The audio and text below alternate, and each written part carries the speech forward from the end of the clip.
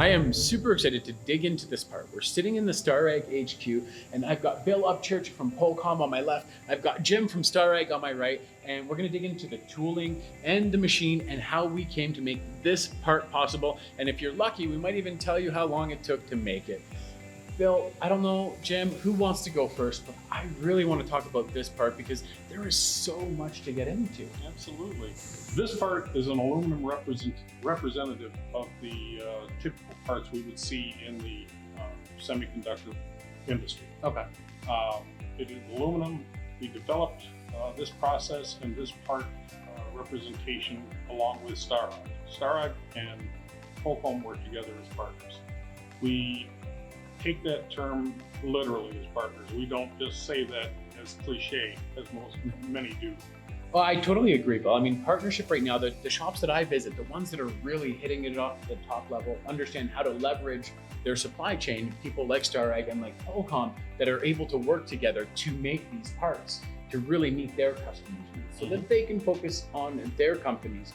So I love that you guys are working in partnership. When it comes to the tooling side, who got to decide what tooling was gonna be used? How did you even determine that? Well, we took the part, the features on the part that need to be machined. Yeah. We tried to figure out what was best from our selection of tooling that we can use to machine this part. Let's talk about how it was even processed.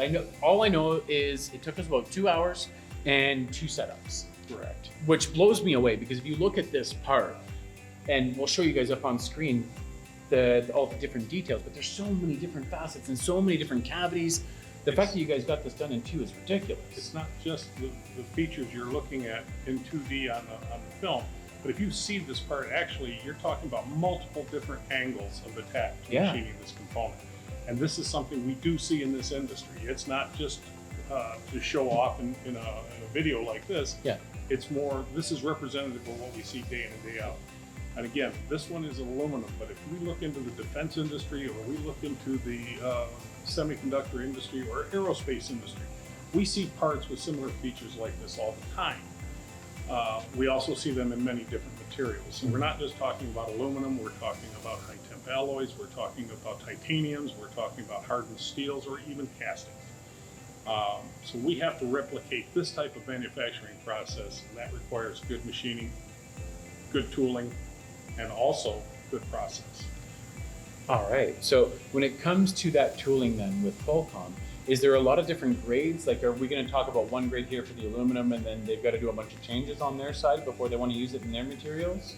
It is not uncommon to have multiple grades, substrates, coatings, or what have you for different materials. Yeah.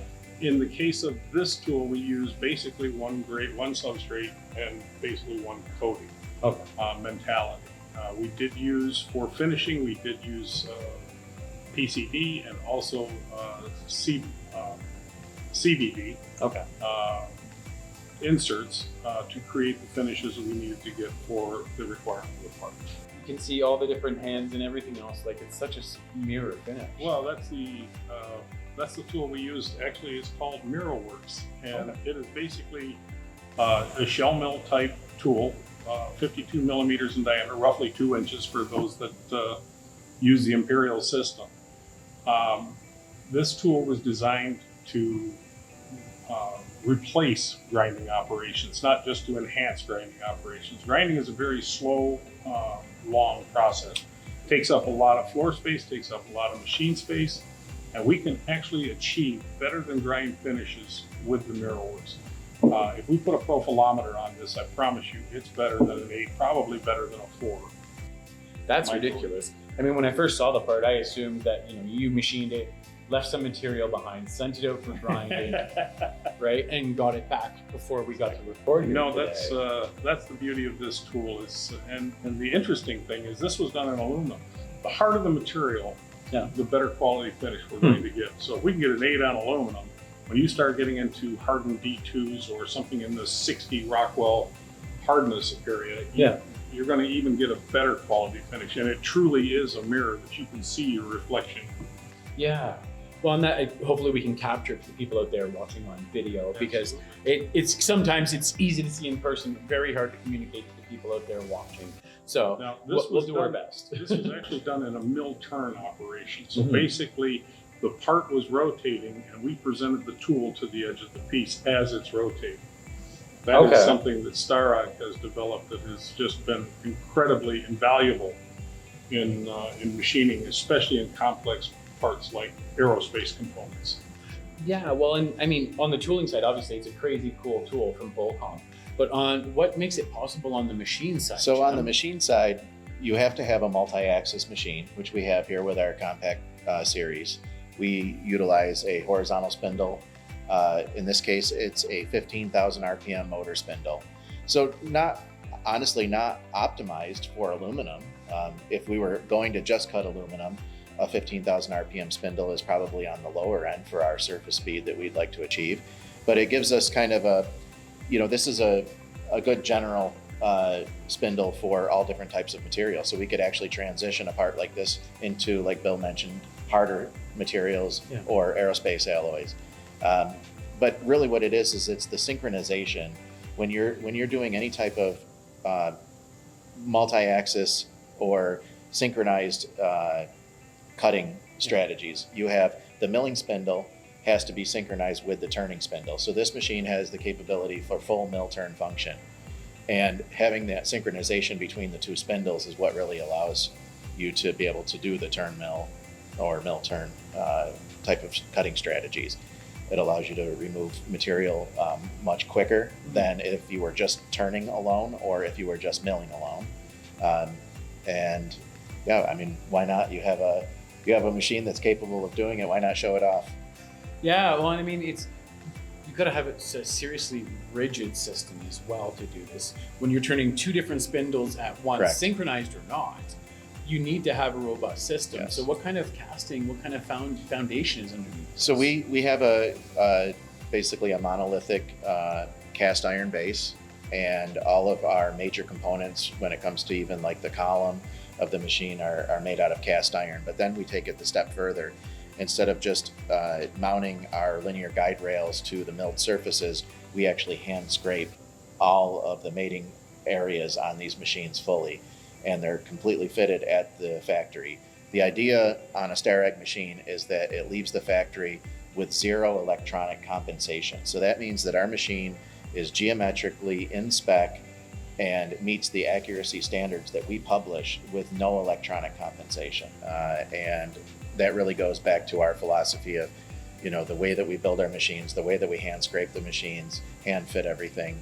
But again, as Bill mentioned, it also goes back to even just working with our great partners like Pokolm, that we're able to show off the technology and what we can do, because the machine tool is only one part of that. Yeah, well, and Bill, I mean, you get to play on a foundation that's rock solid here. Absolutely. They've given you a fantastic playground for your tool. So we've talked about the synchronization needed for your mirror motors. What else does Starrag bring to the table in this partnership when it comes to that machine? What's possible on these machines now with your tools? Well, Jim started to mention it right away about the rigidity of the machine. What that allows us to do is get aggressive with our parameters, our feeds and speeds, allows us to machine at much higher rates. And of course, for our customers, both Starrag and Pokolm customers, the most important thing to them is to get the part off the machine as fast as possible. The more time it takes, the more product cost there is. And when we work together and we bring both technologies to the table, we're able to offer our customers the fastest machining possible on their work pieces, which means they get more profit at the end of the day.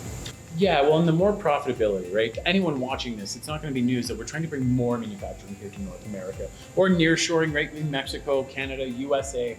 I mean, obviously, we're in the USA right now in the Kentucky HQ, but so that competitiveness, you can improve your margins, still be profitable, still have money to grow your company, while also investing in that next generation of manufacturing that we're all trying really hard to build. I mean, that's why we're having this conversation right now. It's a well-known fact that companies that don't invest in their own company do not stick around very long. They at the don't. end of the day. No, and it's you meet those companies and they're complaining about a lot of different things, and it's like, look, right?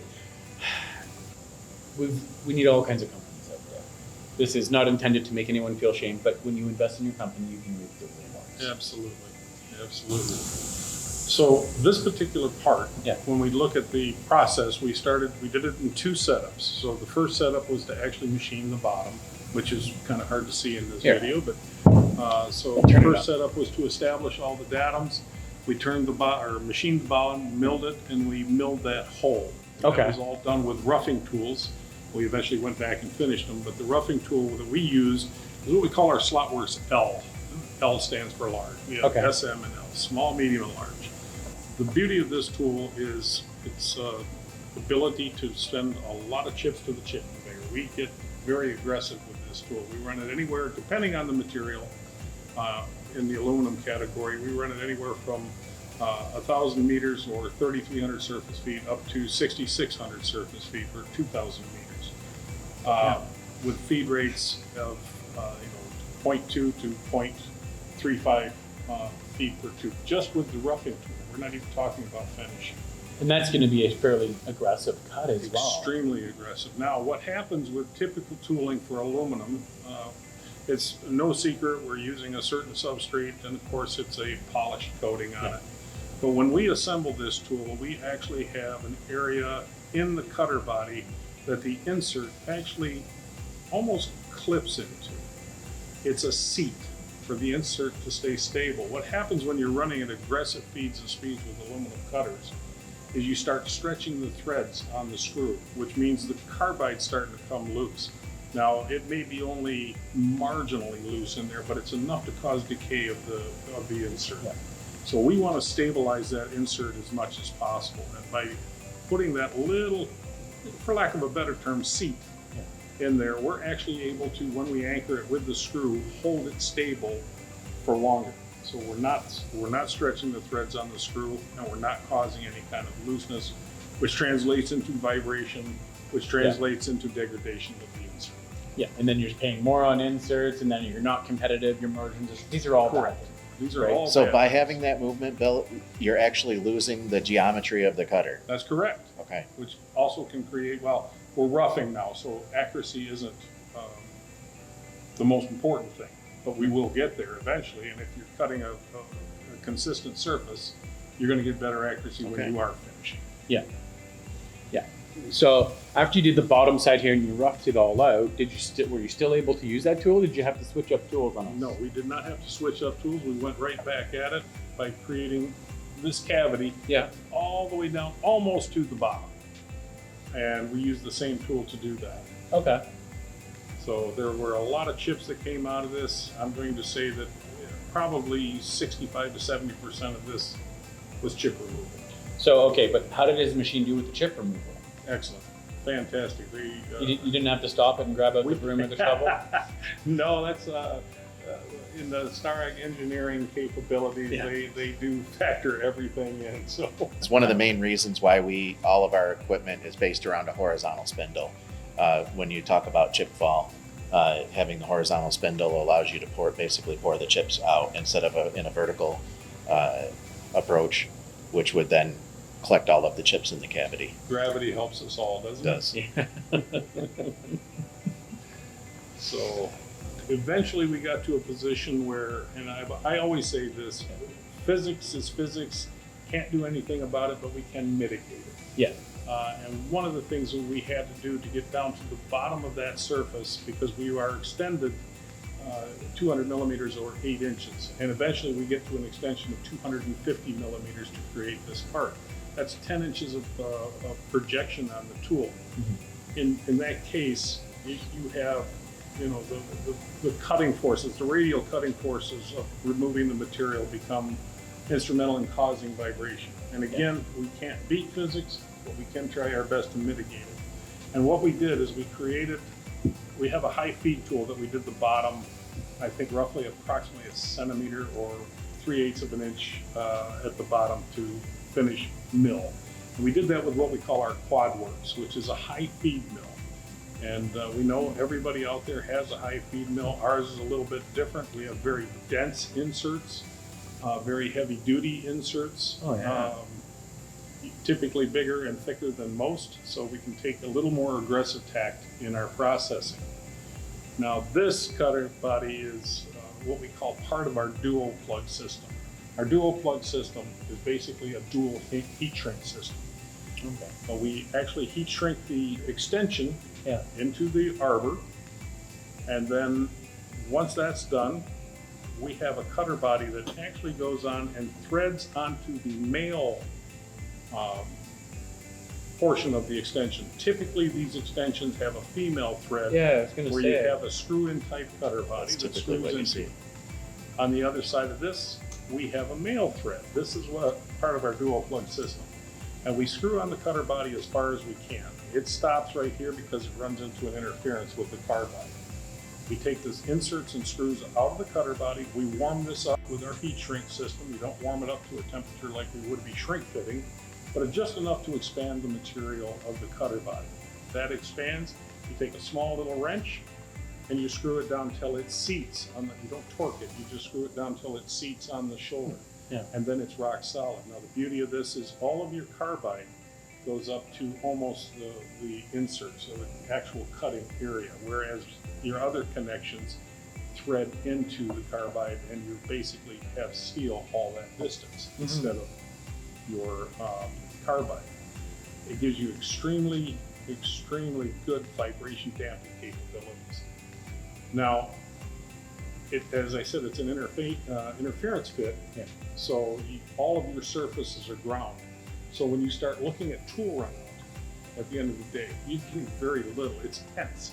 We're not talking about thousands out here wobbling around in space. So we've again, part of the mitigation process on physics is to make it the best situation that you can when you go into those type of projections. We're talking about 10 inches of extension.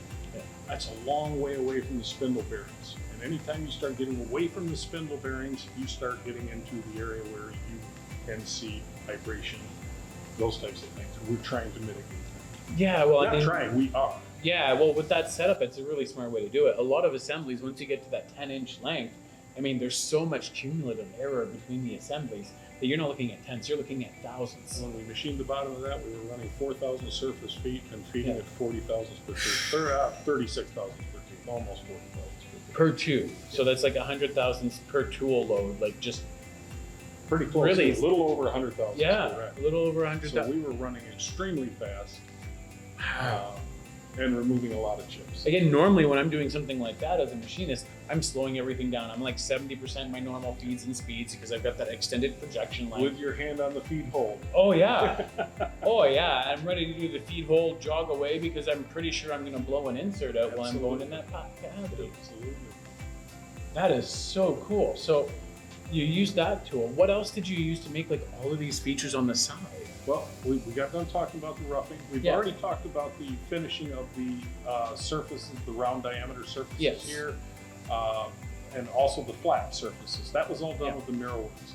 Now we're going to talk about one of my favorite tools in our catalog, and that is what we call the SlotWorks VF. It basically has the capability of pocket machining, extremely good finishing on the floor, which is Yeah. what we did the floor here. Oh, that's the cutter that did the That's floor The here? finishing. The We did finish? all the No, I roughing know, with the- yeah. Did you see that finish? It's like a mirror. Yeah. Normally you it gotta go is a- solid carbide for that. And normally we do fight against solid carbide. Yeah. Solid carbide is one of the competitors we have to this particular tool. We did all of this with indexable inserts. There was no solid carbide. Everything was indexable insert cutter bodies. What we have on this tool, we have a finishing edge on the top of the tool, top in this position. Yeah. And then we also have a finishing edge which is 90 degrees. It's an optical illusion when you look at this tool, but there is a flat that's 90 degrees. And it's about 80 thousandths deep or 2 millimeters deep. Yeah. So we can actually take multiple passes and create this type of surface quality. And you can feel this. This is actually stainless. This is something we show customers all the time. and this was done with that. That was tool. done with this So you tool. can wall That wasn't- finish with that tool without having steps. Correct. This was all done with the helical interpolation. We do the same thing in here. We just keep milling and keep. You'd never know that there was a step down. No. Usually you do indexable step down. You've got those little marks, so everyone's You've like, always no, had you that got to go little- solid And then you come back carbide. in with a solid carbide Yeah. and clean it up. So, Yeah. So you have the entire surface of the solid carbide taking a cut at the same time. Exactly, because they want to avoid that lines. But because, like, can you see the lines? I don't No. know if I'm just blind today No. or what. Now, I took that to a customer not too long ago, and they actually put a profilometer on it because they couldn't believe it. First, he accused me of chrome finishing this thing. Okay. But you can actually feel, we took it right off the machine. We took it off the machine, and we did not even break the corners. You can still feel the sharp edges from machining in there. Yeah. First, he accused me of chrome plating it, and then he said, "Well, I got to check this out. I don't know what kind of finish that is, but it's better than a 16." He put a profilometer in it. It actually checked at less than a 12. Jeez. And that's With an indexable. That's with an indexable insert. And it's not even a single point indexable. Look, because I have cheated it before with fly cutters. Yes, Put exactly. One insert Absolutely. on it, Yeah. and I try to cheat my way, no marring, blah, blah, blah. But that's 4 inserts. I just can't even. How is not every shop using these tools at this point? Well, that's what we're trying to change. We're trying to get our customers to understand that you can use indexable tooling and you can create the surface quality you need. It just requires 3 things. It requires a good process, it requires good tooling, and it requires a good, stable machine. Yeah. And that'll get the job done every time. Well, and it makes sense why you're partnered with a company like Starrag, because that's the one thing that of all the customers I've met from Starrag and IMTS and everything else, getting to talk to everyone that uses your machine tools, there is no dispute about the stability and rigidity of the machine. But it's also working with companies like Pokolm to make us look good. Yeah, I guess it helps when you get a good cutting tool on a machine tool, right? Pokolm and Starrag have been working together for many years. Yeah. Matter of fact, our Decades. facility is within 20 minutes of one of the major facilities of the Starrag company. Okay. So we've known each other for many years. To be quite honest with you, I started with this company about 4 years ago, and what got me to this company was the technology. Yeah. And one of my first big events was working with Starrag at the IMTS in 2022, which just really kicked it off for me. And when you see what they're capable of and what we're capable of, it's just a great team effort. Yeah. Well, and I love that we're showing it off to the people I out there am watching, too. because seeing is believing so much in machine, right? I'm glad that I get to put my hands on this. Unfortunately, if you're watching this video, you don't get to touch this beautiful part. Jim, when you get done finishing the next one, would you send me a copy? Yeah. Sure. Not the video. I want the part to carry around in my car. That is a great show and tell piece. It is. It really is. This is all stuff that when I started in machining, now I'm going to age myself 25 years ago, right? They told me this kind of stuff wasn't possible. You had to rough it, you had to send it out for grinding. Sometimes you had to get it heat treated and burnished to try to get the surface finish up, because you had to try to cheat the system. I'm even older than that. When I was machining parts like this, we actually had to take it to a certain state, what we would call pre-finish. Yeah. And then we had to take it off the machine. And then we had to send it to inspection. They had to check it out, they had to mark it up, they had to bring it back to us. Then we had to set it up to the markings and go in and finish it. And then hope we didn't scrap it, because you never knew where the spindle was actually going to be on the part. Well, machining technology has come a long way. It has. Yeah. It really has. Machine tools and cutting tools, both. Right. Absolutely. Thank you so much, Bill. I mean, it's been great learning about the tools, and Jim, learning about the machine tool that made this all possible. And just look, if you're serious about improving your manufacturing and you want to bring more work to North America, you need to be looking at partners like Starrag, like Pokolm, with the cutting edge tools, doing things that we've been told for decades that is not possible with indexable tools, and machine tools like Starrag that are bringing the rigidity. I mean, we have another conversation if you want to go find it, but we're talking about rebuilds on 40-year-old machines, 50-year-old machines, because the iron's still good, everything is still good, you just need to update the electronics. So these are investments that will transform your lives in manufacturing. Thank you so much, Jim. Thank you. Thank you so much, Bill, Thank you. for being here. Appreciate you having us here. Yeah, and thank you to everyone else that's tuned in. Look for the other great combinations between Pokolm and Starrag out there. There's lots to find, and thanks for tuning in today. See you all soon.